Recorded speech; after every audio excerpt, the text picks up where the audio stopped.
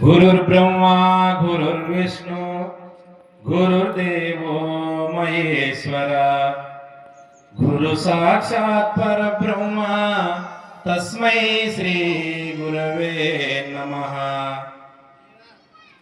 श्रीराजयोगी गुरुर्शिष्यं निजानंद दीक्षितं गुडिसे नरसिंह योगी नामांकितं सद्गुरुतं नमामि। సభ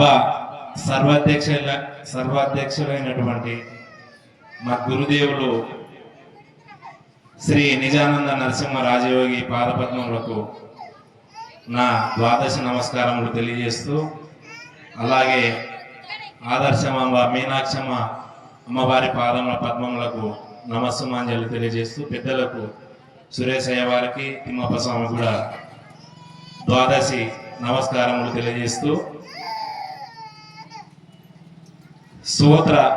శ్రోతలైనటువంటి మీకు కూడా నా యొక్క హృదయపూర్వక నమస్కారములు తెలియజేస్తూ,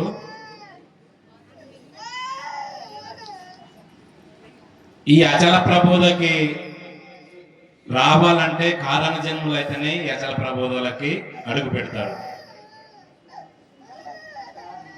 ఫస్ట్ సత్సంగత్వే నిస్సంగత్వం, నిస్సంగత్వే నిర్మోహత్వం, నిర్మోహత్వే నిశ్చలతత్వం, నిశ్చలతత్వం జీవన్ముక్తి. మనకు కావాల్సింది సత్సంగం. సత్సంగం ఉంటేనే అన్ని సమకూరుతాయి.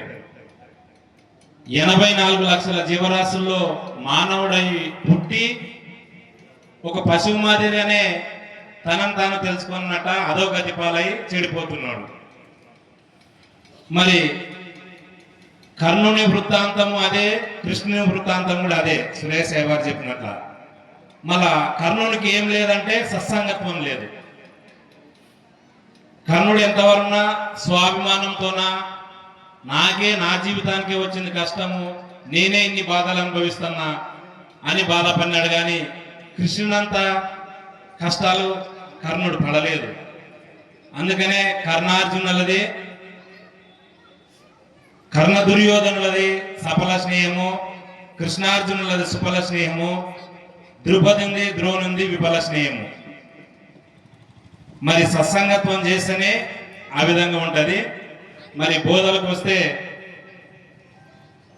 84 లక్షల జీవరాశుల్లో మానవుడై పుట్టి పరిపూర్ణ ప్రబోధకు రావాలంటే చాలా పూర్వజన్మ సుకృత ఫలం ఉంటేనే వస్తారు. పూర్వజన్మ సుకృత ఫలం లేకుంటే వాడు ఈ పరిపూర్ణ ప్రబోధకి అర్హుడు కాడు.